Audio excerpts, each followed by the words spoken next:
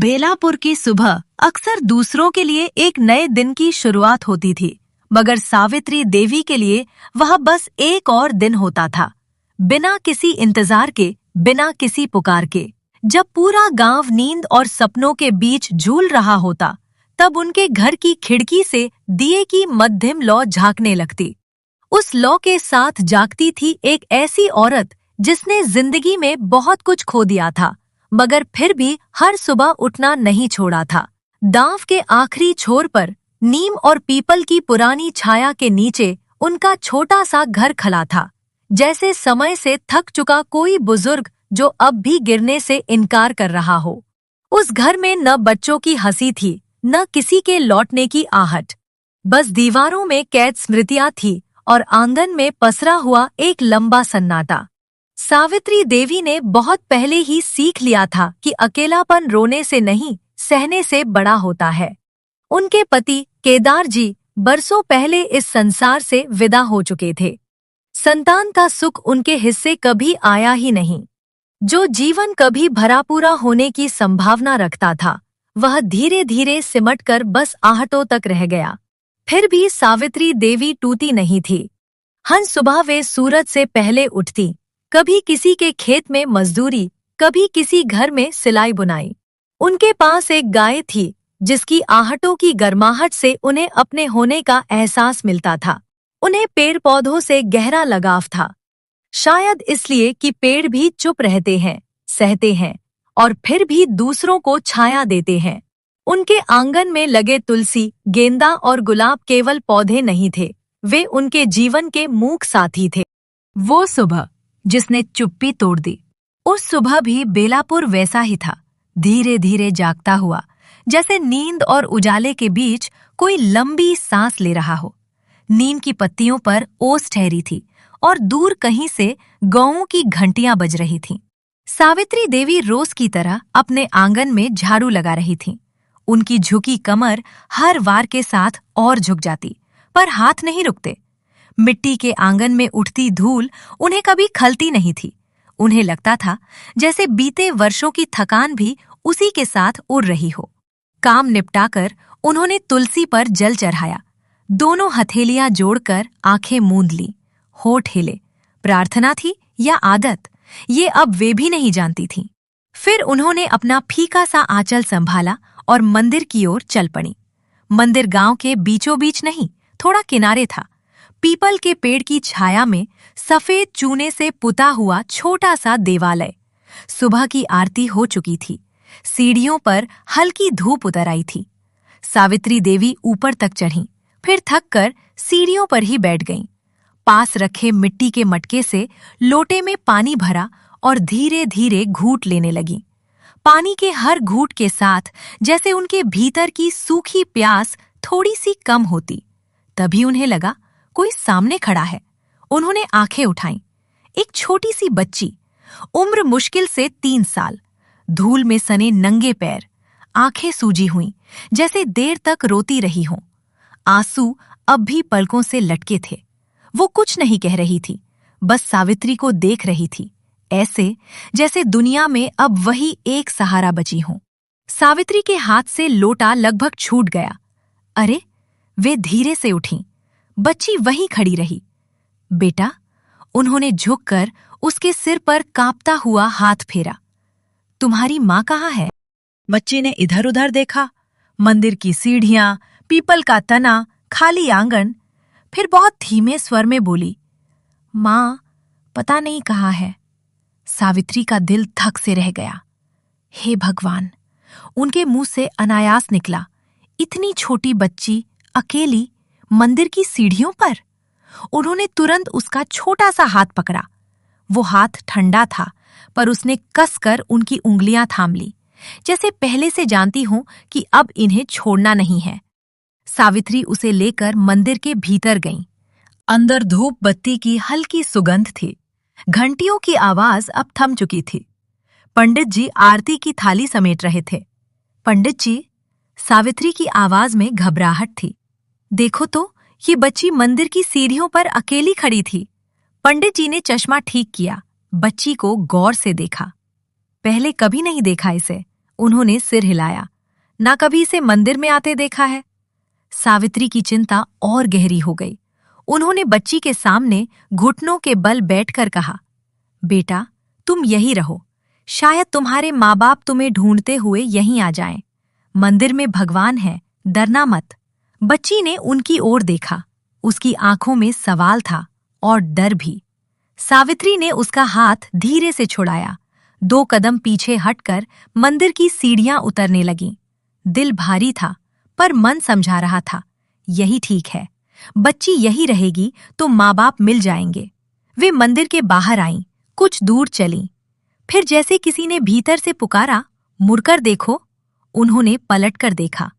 वो बच्ची मंदिर की सीढ़ियां उतर चुकी थी, नंगे पांव, धूल उड़ाती, छोटी छोटी टांगों से दौड़ती हुई उनके पीछे आ रही थी।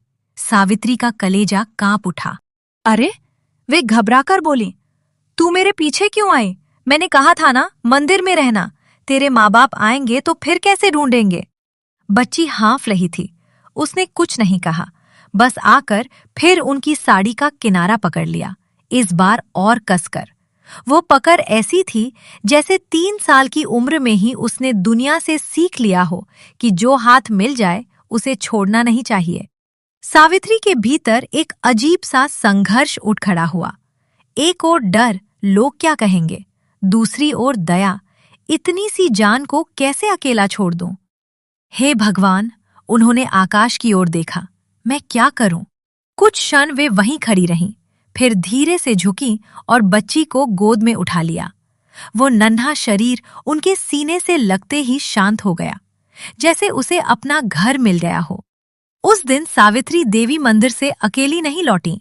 गांव की पगडंडी पर एक बूढ़ी औरत और उसकी बाहों में एक अनजान बच्ची साथ साथ घर लौट रही थी। हवा में फुसफुसाहटें अभी उठी नहीं थीं, पर आने वाली थीं, और सचमुच दोपहर तक ये खबर बेलापुर की गलियों में तैरने लगी। सावित्री देवी एक बच्ची को न जाने कहां से ले आई हैं। किसी ने कहा, मंदिर से मिली है। किसी ने जोड़ा, कौन जाने सच क्या हो। किसी ने आंखें सिकोड़ लीं, बात कुछ और भी हो सकती है। सावित्री के छोटे से घर का दरवाजा उस दिन पहली बार यूं खुला था जैसे कोई नई कहानी भीतर प्रवेश कर रही हो। उन्हें नहीं पता था, ये नन्हा हाथ केवल उनकी सारी नहीं पकड़ रहा, बल्कि उनकी किस्मत भी थाम रहा है।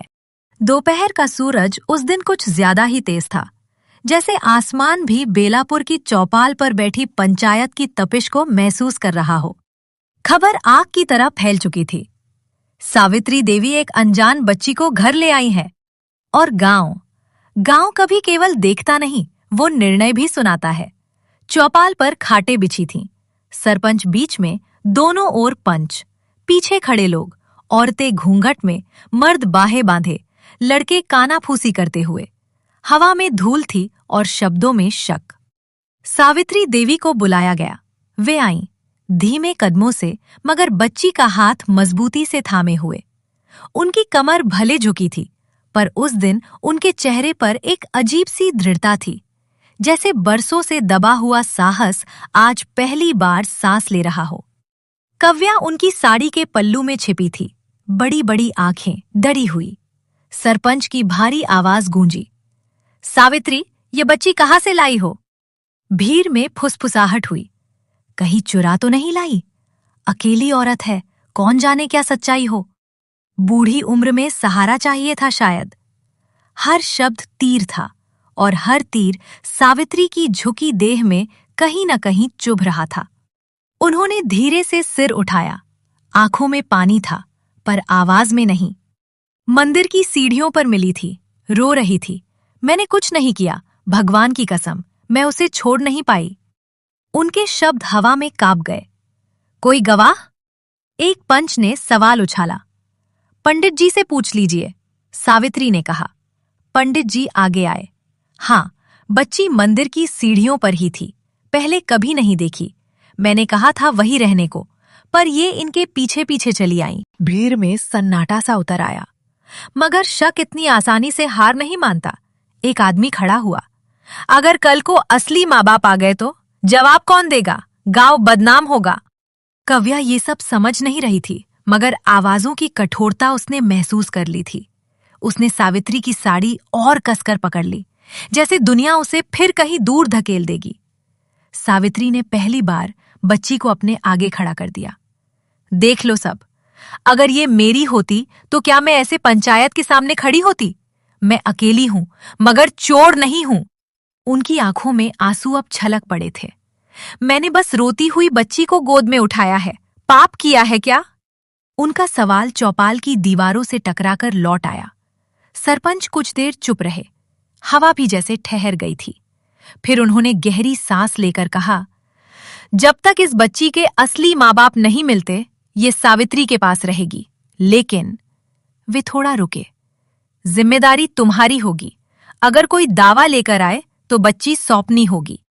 फैसला सुनाया जा चुका था। भीड़ धीरे धीरे छटने लगी। कानाफूसियां अब भी थीं, मगर तीखापन थोड़ा कम हो गया था। सावित्री वहीं खड़ी रहीं, जैसे अभी भी खुद को संभाल रही हों। कव्या ने उनकी ओर देखा और बिना कुछ कहे उनकी गोद में चढ़ गई। उस छोटे से स्पर्श में एक अजीब सी स्वीकृति थी, जैसे उसने अपनी अदालत लगा ली हो और अपना फैसला सुना दिया हो। उस दिन बेलापुर ने एक बूढ़ी औरत पर शक किया था। उस दिन पंचायत ने केवल एक अस्थायी जिम्मेदारी दी थी, मगर उसी दिन एक 3 साल की बच्ची ने अपनी पूरी दुनिया चुन ली थी। सावित्री की सूनी गोद में पहली बार वजन था और उस वजन में एक रिश्ता धड़क रहा था। बेलापुर की हवाओं में अब एक नई सरगोशी शामिल थी, एक बूढ़ी औरत और एक अनजानी बच्ची की कहानी। सावित्री देवी ने कई बार कोशिश की। शाम को जब आंगन में धूप ढलती और मिट्टी की सौंधी गंध हवा में तैरती, वे कव्या को पास बिठाकर धीरे धीरे पूछती, बेटा, तुम्हारे घर में कौन कौन है? कव्या उनकी ओर देखती। उसकी बड़ी बड़ी आंखों में जैसे कोई धुंध छा जाती। वह कुछ पल चुप रहती, फिर अचानक सावित्री के गले से लिपट जाती, इतनी कसकर जैसे कोई शब्द उसके होठों तक आते आते टूट गया हो। माँ, बस यही कहती। तुम्हारे पापा? तुम कहाँ रहती थी? किसने छोड़ा तुम्हें वहां? हर सवाल का जवाब एक ही था, सावित्री की साड़ी का आंचल और नन्हे हाथों की पकड़।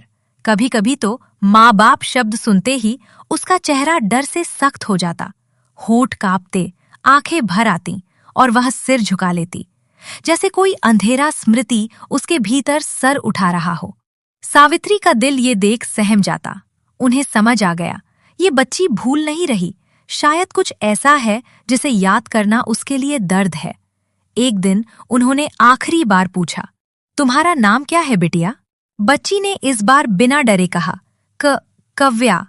नाम कहते हुए उसके चेहरे पर हल्की सी चमक आई, जैसे अंधेरे कमरे में एक दिया जल उठा हो। कव्या, सावित्री ने धीरे से दोहराया। उन्हें लगा जैसे ये नाम नहीं, किसी कहानी का पहला शब्द हो। उस दिन के बाद सावित्री ने उससे कोई और सवाल नहीं किया, न माँ के बारे में, न पिता के बारे में, न घर के बारे में। उन्होंने तय कर लिया, अगर भगवान ने इसे मेरे आंगन में भेजा है तो इसके अतीत का हिसाब भी वही रखेगा। मुझे सिर्फ इसका वर्तमान संवारना है। धीरे धीरे कव्या का डर कम होने लगा। वो आंगन में तुलसी के पास खेलती, मिट्टी से छोटी छोटी रोटियां बनाती और सावित्री को खिलाने की जिद करती। रात को सोते समय वो सावित्री के सीने पर सिर रख देती, मानो ये सुनिश्चित करना चाहती हो कि सुबह उठे तो वही धड़कन उसे मिले। सावित्री देवी, जो बरसों से अकेली रोटियां बेलती थीं, अब 2 थालियां सजाने लगीं। जो आंगन वर्षों से चुप था, वहां अब किलकारियां गूंजने लगीं। गांव वालों का शक धीरे धीरे आदत में बदल गया। लोग अब कहते, लगता है भगवान ने देर से सही पर संतान दे दी। सावित्री बस मुस्कुरा देती। उन्हें मालूम था, ये संतान मांगकर नहीं मिली, ये तो जैसे उनकी सूनी गोद पर आकाश की चुप्पी का उत्तर थी। कव्या को अपना नाम याद था और सावित्री को अपना अकेलापन। काव्या के आने के बाद सावित्री देवी की जिंदगी में कोई बड़ा बदलाव अचानक नहीं हुआ, न कोई शोर, न कोई जश्न। बस धीरे धीरे सब कुछ बदलने लगा, जैसे सूखी जमीन में चुपचाप पानी उतर जाता है। अब उनकी नींद अपने आप नहीं खुलती थी, उन्हें जगाती थी एक छोटी सी आहट। सूरज निकलने से पहले ही उनकी आंख खुल जाती। पहले वे दिया नहीं जलाती, पहले काव्या को देखती। अगर वो हल्की सी भी हिलती तो सावित्री का हाथ अपने आप उसके माथे पर चला जाता, जैसे कहना चाहती हूँ, मैं यही हूँ। आंगन बुहारना उनका रोज का काम था, पर अब झाड़ू चलाते हुए भी उनकी नजर बार बार काव्या पर जाती। वो कभी मिट्टी से खेलती, कभी अचानक रो पड़ती। उसका रोना सुनते ही सावित्री सब काम छोड़ देती। झाड़ू दीवार से टिक जाती और वो उसे गोद में उठा लेती। चुप हो जा मेरी बच्ची, मैं हूं ना, वे प्यार से कहती। गाय का बारा साफ करते समय भी काव्या पास ही रहती। कभी गाय के पीछे भागती, कभी डर कर वापस आ जाती। सावित्री उसे देखकर हंसती। घर में जो हंसी पहले नहीं थी वो अब लौट आई थी। काम जरूर बढ़ गया था, थकान भी होती थी, पर शिकायत नहीं थी। जब वे पौधों में पानी डालती, काव्या मिट्टी में हाथ गंदा कर लेती। सावित्री उसे डांटती नहीं थी। उन्हें लगता था कि ये घर और ये मिट्टी उसे अपनापन देंगे। दोपहर को चूल्हा जलता, धुएं से आंखें जलती, पसीना बहता। अगर गर्मी से काव्या रोती तो सावित्री तुरंत उसे पानी पिलाती, साड़ी से हवा करती। खाना चाहे देर से बने, पर पहले काव्या को ही खिलाती। रात सबसे मुश्किल होती। बिजली नहीं थी, दिए की हल्की रोशनी में मच्छर भिनभिनाते। गर्मी से काव्या सो नहीं पाती। तब सावित्री पूरी रात हाथ से पंखा झलती। उनके हाथ दुखते, आंखें थक जाती, पर जैसे ही काव्या गहरी नींद में जाती, उनके चेहरे पर सुकून आ जाता। उन्होंने अपनी पुरानी साड़ियां निकाली और उनसे काव्या के लिए छोटी छोटी फ्रॉक सिल दी। सादी सी थीं, पर उनमें बहुत सारा प्यार था। कभी उन्हें खेत में मजदूरी पर जाना पड़ता, मन नहीं मानता था। कभी काव्या को पड़ोस में छोड़ जाती, कभी साथ ले जाती। धूप में वो रोती तो सावित्री काम छोड़कर उसे पेड़ की छांव में बैठा देती। पैसे कम मिलते, पर उन्हें फर्क नहीं पड़ता था। सावित्री देवी की अपनी कोई संतान नहीं थी, फिर भी उन्हें लगता था जैसे भगवान ने देर से सही उन्हें मां बनने का मौका दिया है। रात को जब काव्या उनके सीने से लगकर सोती तो सावित्री सोचती, इसके असली माँ बाप कहाँ होंगे? क्या वे भी इसे याद करते होंगे? उन्हें जवाब नहीं पता था, पर अब उनके पास जीने की एक वजह थी। पहले उनका आंगन खाली था, अब वहां काव्या की आहट थी, और वही आहट उनकी पूरी दुनिया बन गई थी। रोजमर्रा की आहटें। केदारजी के जाने के बाद सावित्री देवी की जिंदगी सचमुच ठहर सी गई थी। दिन गुजरते थे, पर मन जैसे वही अटका रहता जहां से सब छूट गया था। घर में सब कुछ था, चूल्हा, चौका, आंगन, तुलसी, पर आवाज नहीं थी, अपनापन नहीं था। सुबह आगत से खुलती थी, किसी चाह से नहीं। आंख खुलते ही लगता, एक और दिन बस काटना है। चूल्हा जलता था, पर मन में कोई रोशनी नहीं जलती थी। सांसें चल रही थीं, पर जीने की वजह जैसे कहीं खो गई थी।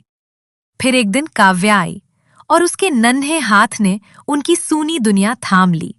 उसकी हंसी ने आंगन का सन्नाटा तोड़ा, उसकी आहट ने दिल की बंद खिड़कियां खोल दी। अब सावित्री हर काम मजबूरी से नहीं, किसी अपने के लिए करती थी। उनके बुझते जीवन में जैसे फिर से एक छोटी सी लौ जल उठी थी। दिन बीतते गए और सावित्री देवी के आंगन की चुप्पी धीरे धीरे बदलने लगी। जो आंगन पहले साँझ होते ही सूना पड़ जाता था, अब वहां काव्या की किलकारियां गूंजने लगी थीं। मिट्टी की दहरी, तुलसी का चौरा और कोने में रखा पुराना मटका, सब जैसे अब अकेले नहीं थे। काव्या सचमुच उस घर की धड़कन बन गई थी। उसके छोटे छोटे कदम जब आंगन में दौड़ते तो सावित्री देवी चुपचाप उसे देखती रहती। उन्हें लगता जैसे समय ने थोड़ी देर के लिए रुकना सीख लिया हो। इसी बीच गांव में मेले की चर्चा शुरू हो गई। खेतों से लौटते लोग बात करते, इस बार बड़ा मेला लगेगा।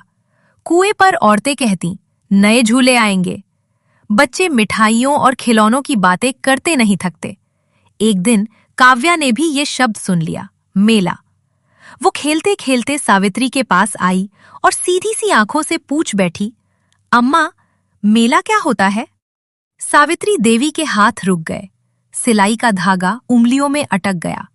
उन्होंने काव्या को पास बैठाया और मुस्कुराकर बोली, जहां बहुत लोग होते हैं, रंग बिरंगे कपड़े, झूले, मिठाइयां और बच्चे बहुत खुश होते हैं। काव्या की आंखें चमक उठीं। अम्मा, हम भी जाएंगे? ये सवाल सुनकर सावित्री के दिल में हल्की सी कसक उठी। जेब में ज्यादा पैसे नहीं थे। घर का खर्च, रोज की जरूरतें, सब सोचकर मन थोड़ी देर को भारी हो गया। पर उन्होंने वो चिंता अपने चेहरे पर नहीं आने दी। काव्या को सीने से लगाते हुए बोली, हाँ मेरी बच्ची, देखेंगे। आंगन फिर शांत हो गया, मगर अब उस शांति में एक नई उम्मीद थी। काव्या के मन में मेले का रंग उतर चुका था और सावित्री देवी के मन में उसकी वो छोटी सी इच्छा। रात, चिंता और उम्मीद। रात धीरे धीरे गहरी हो रही थी।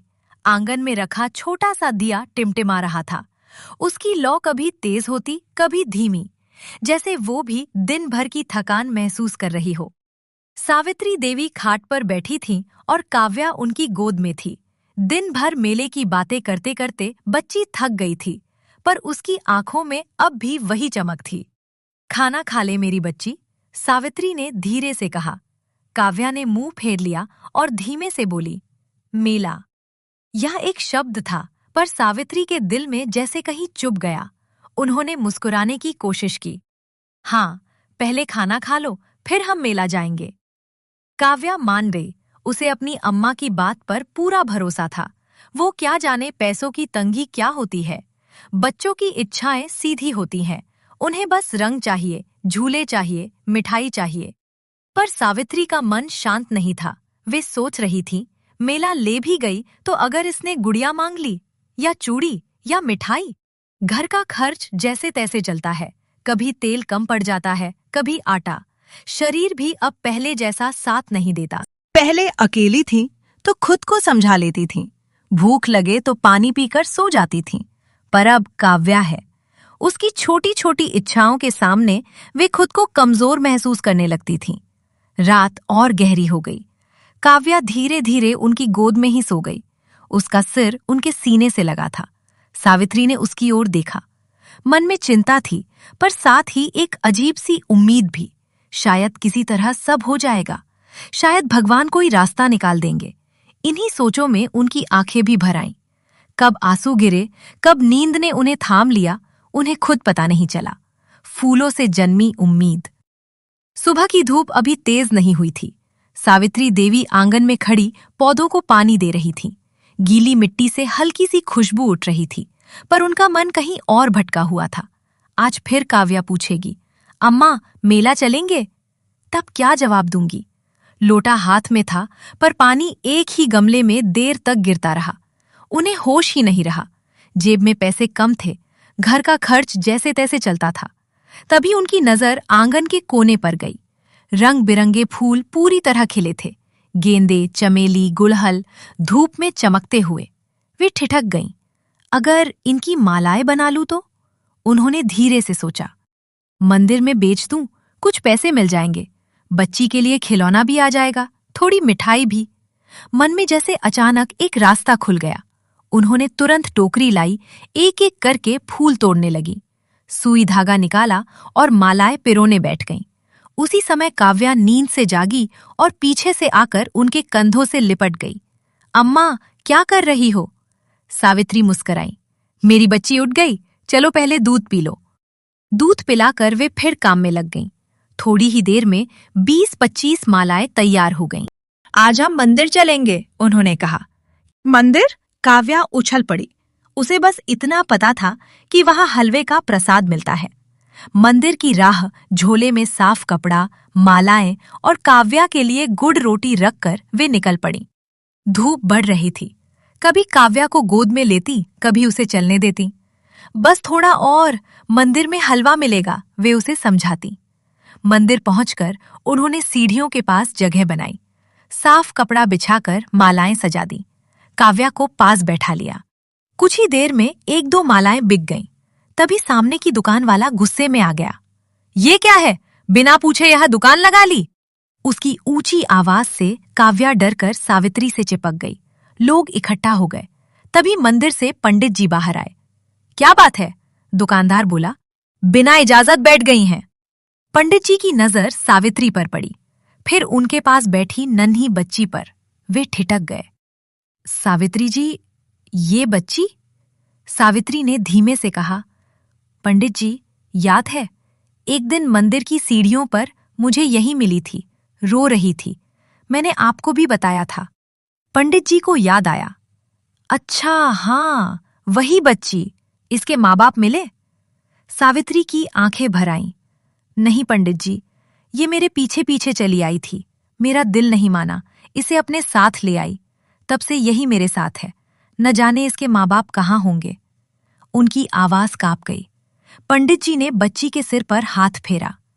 भगवान से प्रार्थना करूंगा, इसके माँ बाप जल्द मिल जाएं, और जब तक ना मिले, भगवान ने इसे आपके भरोसे भेजा है। फिर उन्होंने दुकानदार की ओर देखा।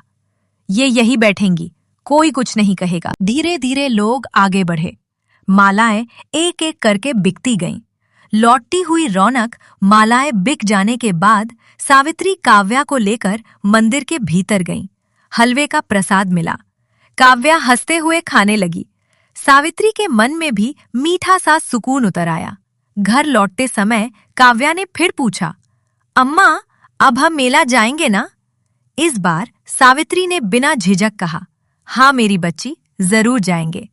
घर आकर उन्होंने दीवार पर टंगी केदार जी की तस्वीर की ओर देखा। देखिए, हमारी बच्ची के लिए रास्ता मिल गया, उन्होंने मन ही मन कहा। आंगन में फिर वही पुरानी हवा बह रही थी, पर अब उसमें उम्मीद की खुशबू घुल चुकी थी। अगली सुबह जैसे किसी उत्सव की आहट लेकर आई थी। आंगन में धूप हल्के सुनहरे रंग में बिछी थी। सावित्री देवी चौकी पर बैठी चाय पी रही थी कि तभी पीछे से दो नन्हे हाथ आकर उनके कंधों से लिपट गए। अम्मा, अम्मा! सावित्री ने मुस्कुराकर पीछे देखा। अरे, उठ गई मेरी रानी बेटी। उन्होंने काव्या को गोद में बिठा लिया। उसके बालों में उंगलियां फिराईं। पास ही चिड़िया दाना चुग रही थीं। हवा में जैसे कोई गुप्त खुशी तैर रही थी। काव्या ने मासूमियत से पूछा, अम्मा, आज तो हम मेला चलेंगे ना? सावित्री ने उसके माथे को चूम लिया। हाँ मेरी बच्ची, आज हम जरूर जाएंगे। उन्होंने उसे नहलाया, संदूक खोला, वो गुलाबी कपड़ा निकाला जिसे महीनों से संभाल कर रखा था। उसी से सिली छोटी सी फ्रॉक आज पहली बार पहनाई गई। काव्या उस गुलाबी फ्रॉक में सचमुच किसी गुड़िया सी लग रही थी। सावित्री ने उसके कान के पीछे काला टीका लगाया। नजर न लगे मेरी बच्ची को। रूमाल में गिने चुने पैसे बांधे, झोले में रोटी और गुड़ रखा। पुराने ताले से घर बंद किया और काव्या का हाथ थाम लिया। गांव के बाहर बैलगाड़ी खड़ी थी, लकड़ी की पुरानी गाड़ी। आगे जुते दो सफेद बैल। उनकी गर्दन में बधी घंटियां छन छन कर रही थी। कई औरतें और बच्चे पहले से बैठे थे। सावित्री ने काव्या को संभालकर गाड़ी में बिठाया और खुद उसके पास बैठ गईं। बैलगाड़ी धीरे धीरे चल पड़ी। रास्ते में धूल उड़ती, खेत पीछे छूटते, बच्चे हंसते, औरतें मेले की बातें करती। इस बार बड़ा झूला आया है, शहर से मिठाइयां आई हैं। काव्या सब ध्यान से सुनती रही। उसकी आंखों में दुनिया पहली बार इतनी बड़ी लग रही थी। कुछ देर बाद दूर से रंगों की भीड़ दिखाई देने लगी। ढोल की थाप, बांसुरी की आवाज, लोगों का शोर। मेला आ चुका था। बैलगाड़ी रुकी, सब उतरने लगे। सावित्री ने उतरते ही काव्या का हाथ कसकर पकड़ लिया। कुछ भी हो जाए, मेरा हाथ मत छोड़ना। भीतर प्रवेश करते ही जैसे रंगों का सागर उमड़ पड़ा। हवा में जलेबी की मीठी खुशबू, कहीं कचौड़ी तलने की छन छन, खिलौनों की आवाजें, गुब्बारों का आसमान में डोलना, बच्चों की खिलखिलाहट। काव्या मंत्रमुग्ध थी। सावित्री उसे एक एक दुकान पर ले गईं। एक लाल गुब्बारा, एक छोटी सी गुड़िया और थोड़ी सी मिठाई। काव्या की खुशी का ठिकाना नहीं था। तभी सावित्री की नजर उस पुरानी चूड़ियों की दुकान पर पड़ी। वही दुकान जहां हर साल केदार जी उन्हें साड़ी दिलाते थे। क्षण भर में समय पीछे लौट गया। सावित्री, ये रंग तुम पर खूब जचेगा। उनकी आंखें भर आईं।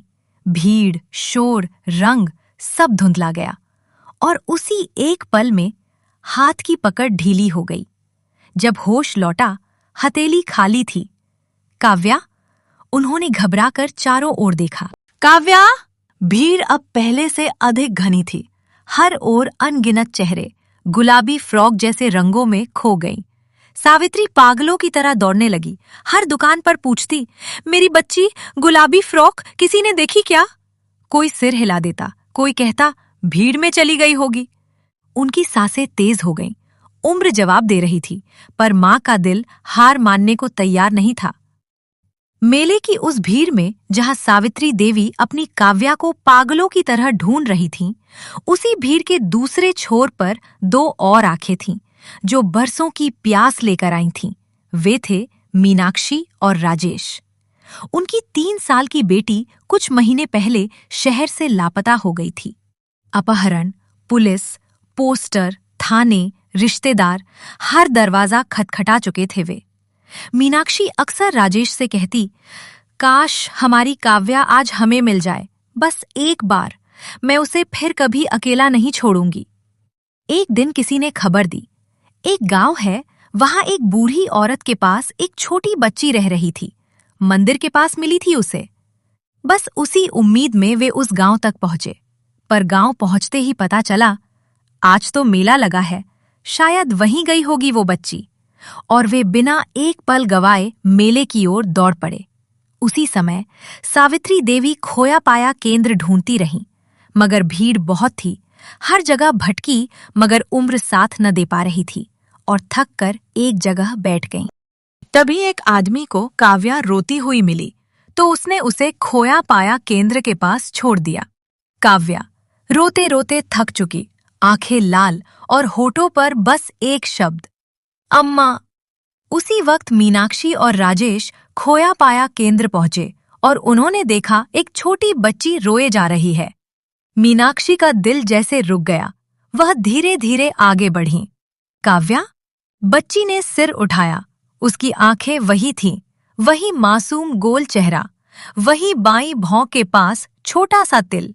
राजेश ने कांपते हाथों से जेब से पुरानी फोटो निकाली, जन्मदिन की तस्वीर, गुलाबी फ्रॉक, केक, वही मुस्कान। खोया पाया के कर्मचारी ने फोटो मिलाई, फिर बच्ची को देखा, फिर फोटो। लगता तो यही है। मीनाक्षी ने उसे बाहों में भर लिया, मेरी बच्ची, मेरी काव्या। पर बच्ची जोर जोर से रोने लगी, मुझे अम्मा के पास जाना है, अम्मा, अम्मा। उसकी उंगलियां मीनाक्षी की सारी नहीं, हवा में किसी और को ढूंढ रही थी। मीनाक्षी का कलेजा चीर गया, उनकी अपनी बेटी उन्हें पहचान नहीं रही थी। राजेश की आंखें भर आईं, शायद इसे किसी और ने पाला है। औपचारिकताएं पूरी हुईं, पहचान पक्की हुई, पुलिस रिकॉर्ड से मिलान हुआ और उसी शाम वे अपनी बेटी को लेकर मेला छोड़ गए। उधर सावित्री देवी उसी मेले में बेहोश होकर गिर पड़ी थी। जब होश आया, मेला आधा खाली हो चुका था। काव्या कहीं नहीं थी। वे रात भर खोजती रहीं, पर नियति ने उस दिन उन्हें खाली हाथ लौटा दिया। गांव की वापसी, एक खाली गोद, एक टूटा हुआ दिल। बैलगाड़ी धूल उड़ाती हुई जब गांव के मोड़ पर रुकी, तो लोगों की नजर सबसे पहले सावित्री पर नहीं, उनकी गोद पर गई। गोद खाली थी। अरे सावित्री, बच्ची कहाँ है? किसी ने हैरानी से पूछा। उन्होंने कोई जवाब नहीं दिया। क्या हुआ, मिल गई थी ना मेले में? दूसरी आवाज आई। सावित्री की पलकों के कोने भीग उठे। तभी भीड़ में से किसी ने फुसफुसाया, अरे तुम्हें नहीं पता? उस बच्ची का तो कुछ पता ही नहीं, शायद कोई उठा ले गया होगा उसे। ये शब्द जैसे तीर बनकर उनके सीने में उतर गए। उन्होंने कांपते हुए होठ खोले, पर आवाज बाहर ही नहीं आई, बस सिर झुका लिया, इतना झुका कि जैसे सारी दुनिया का बोझ उसी पर रख दिया गया हो। भीड़ की सरसराहट पीछे छूट गई। सावित्री धीमे कदमों से अपने घर की ओर बढ़ी, दरवाजे तक पहुंची, भीतर आईं और एक झटके से किवाड़ बंद कर लिए। घर में सन्नाटा उतर आया। उनके हाथ में बस एक चीज थी, वही छोटी सी गुड़िया जो काव्या ने मेले से जिद करके ली थी। सावित्री ने उसे देखा। उनकी उंगलियां उस गुड़िया के उलझे बालों को सहलाने लगीं, जैसे सचमुच काव्या के बाल हों। मेरी बच्ची, बस इतना ही कह पाईं। अगले ही पल वे जमीन पर बैठ गईं, गुड़िया को सीने से कसकर लगा लिया, इतना कसकर जैसे कोई उसे भी छीन न ले। उनका पूरा शरीर हिचकियों से कांप रहा था। आंगन में दिया तो उस रात भी जला, पर सावित्री की आंखों की लौ सचमुच बुझ चुकी थी। अब उनके पास काव्या नहीं थी, बस उसकी याद थी। मेले की उस भीड़ से काव्या अपने माता पिता के साथ शहर तो लौट आई, पर उसका मन वही कहीं पीछे छूट गया था, एक मिट्टी के आंगन में, जहां कोई उसे मेरी बच्ची कहकर सीने से लगा लेता था। शहर का बड़ा सा घर, खिलौनों से भरा कमरा, रंगीन पर्दे, नरम बिस्तर, सब कुछ था। बस एक चीज नहीं थी, अम्मा। काव्या दिन भर एक ही बात दोहराती, मुझे अपनी अम्मा के पास जाना है। मीनाक्षी उसे समझाती, बेटा हम तुम्हारे माँ बाप हैं। काव्या गुस्से से उनकी ओर देखती, नहीं, आप झूठ बोल रहे हो, मेरी अम्मा है, वो मुझे गुड़ वाली रोटी देती हैं, मेरे बाल बनाती हैं, रात को पंखा झलती हैं। उसकी आवाज कांप जाती, पर जिद नहीं टूटती। वो ठीक से खाना नहीं खाती, दूध सामने रखा रहता पर वो थाली सरका देती। रात को उठ उठकर रोती, अम्मा। एक रात ड्राइंग रूम की लाइट मंद थी। काव्या रो रो कर सो चुकी थी। मीनाक्षी सोफे पर बैठी थी, आंखें सूजी हुईं। ये सब मेरी गलती है राजेश। उनकी आवाज टूट गई। जब भी काव्या नहीं, जब भी वो मुझसे कहती मम्मा मेरे साथ खेलो, मैं व्यस्त रहती। कभी पार्टी, कभी मीटिंग, कभी फोन। आंसू रुक नहीं रहे थे। उसे कभी माँ का प्यार ही नहीं मिला। मैं बहुत बुरी माँ हूं। राजेश चुप रहे, फिर धीमे से बोले, मीनाक्षी सच कहूं, शायद हम उसे अपना समझ ही नहीं पाए। मीनाक्षी ने सिर उठाया, वो तुम्हारी बहन की बेटी है।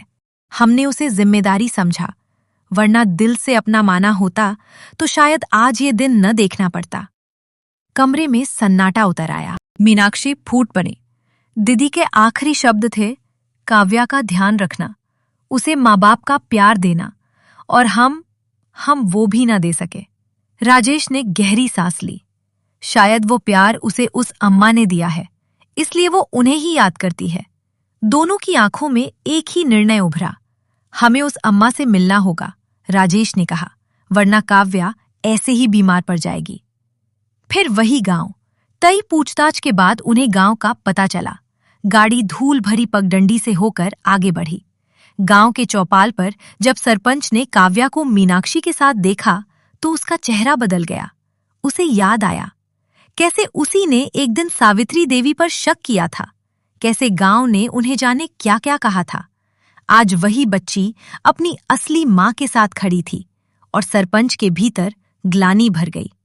चलो, उसने धीमे से कहा, मैं तुम्हें सावित्री के घर ले चलता हूं। सावित्री देवी का आंगन अब पहले जैसा नहीं था। चारपाई पर वे कमजोर पड़ी थीं। बुखार से चेहरा पीला हो चुका था। सरपंच ने आगे बढ़कर सिर झुका दिया। सावित्री, हमसे गलती हुई थी, माफ कर दो। सावित्री ने हल्की मुस्कान दी। अब पुरानी बातों का क्या जिक्र। उसी क्षण काव्या ने उन्हें देखा। अम्मा! वो दौड़ती हुई उनकी छाती से जा लगी। सावित्री जैसे अचानक जीवित हो उठी। मेरी बच्ची! उनकी कांपती उंगलियां उसके बालों में उलझ गईं। मीनाक्षी और राजेश स्तब्ध खड़े थे। जो अपनापन वे महंगे खिलौनों से न दे सके, वो इस मिट्टी के घर में बिना मांगे मिल गया था। काव्या रोती जा रही थी। अम्मा, मैं कहीं नहीं जाऊंगी, मुझे यही रहना है। सावित्री ने उसे समझाया। नहीं मेरी बच्ची, अपने माँ बाप के साथ जाओ। मीनाक्षी रोती हुई उनके पैरों के पास बैठ गई। अम्मा, हमें माफ कर दीजिए, हमने इसे समझा नहीं। आप हमारे साथ चलिए, हमारे घर में, हमारी बेटी के पास, उसकी अम्मा बनकर। आंगन में गहरी चुप्पी फैल गई।